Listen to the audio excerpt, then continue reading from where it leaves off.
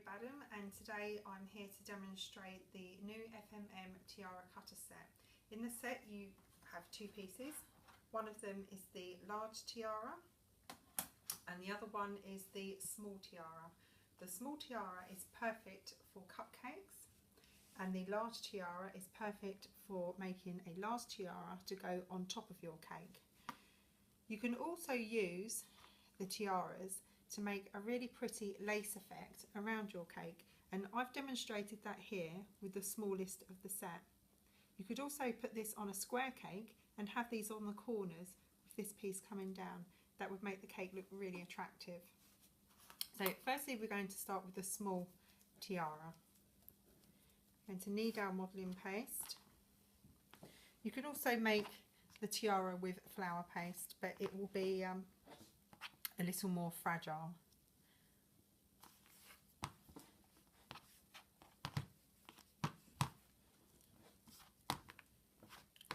You roll it out, and ideally you would leave this rest for a little bit to stop it from sticking in the cutter. Turn your modelling paste over, place your small tiara on top and apply pressure with your hand. Wiggle it.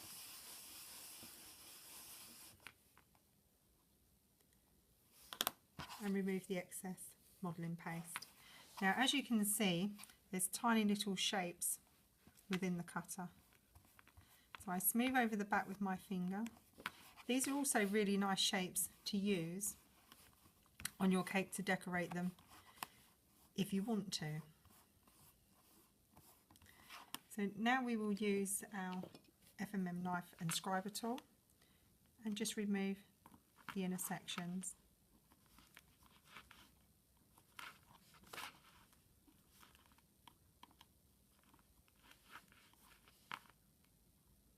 If you want to reuse the shapes, you'll need to do this a lot more gently than I'm doing it today.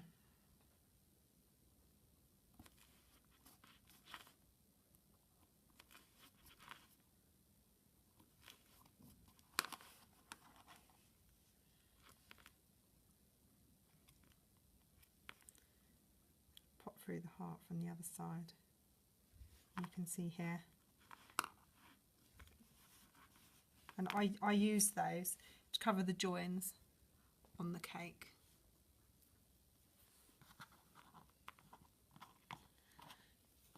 Now we need to remove this from the cutter. So gently using your knife and scriber tool, you just pick the tiara out. Now I did this from each end because you don't want to stretch your modelling paste.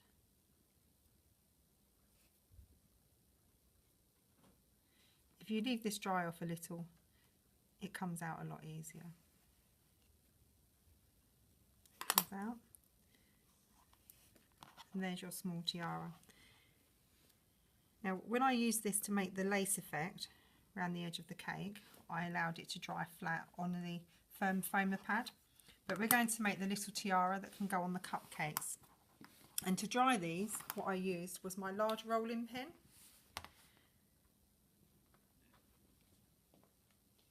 And I popped it over.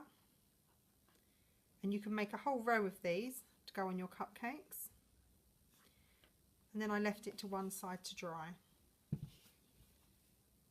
And once it's dry, it just comes off in the shape that you would like, and there you have your nice tiara.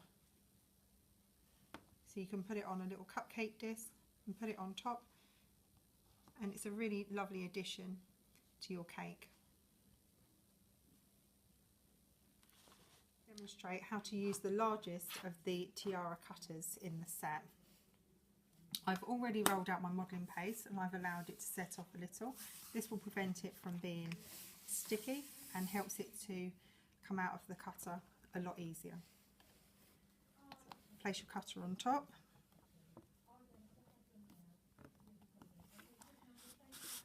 Wiggle it on the mat.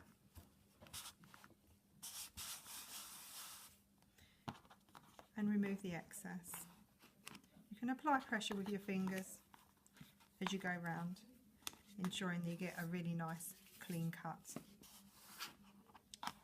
Turn it over, and here you can see there's some really lovely shapes. Rub them over with your finger. This just helps you to remove them easier, ensuring that you get a lovely clean edge when you remove them. You can reuse these lovely shapes as well if you remove them gently. So here we have the heart. You can reuse that on your cake.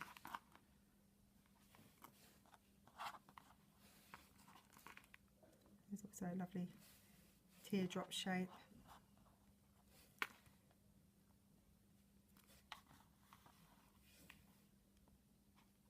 And a really cute mini crown. But if you don't want to use them, again, you can just remove them really quickly.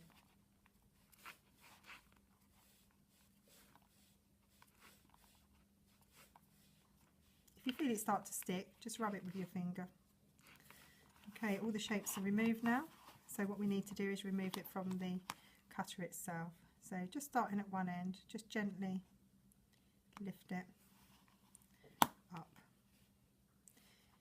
If it stays behind in this and you get frayed edges, it means that you've rolled your modelling paste just a little too thick.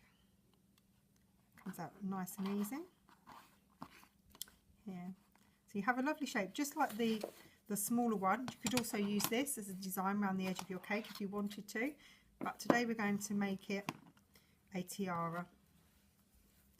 So I have a 4-inch round dummy.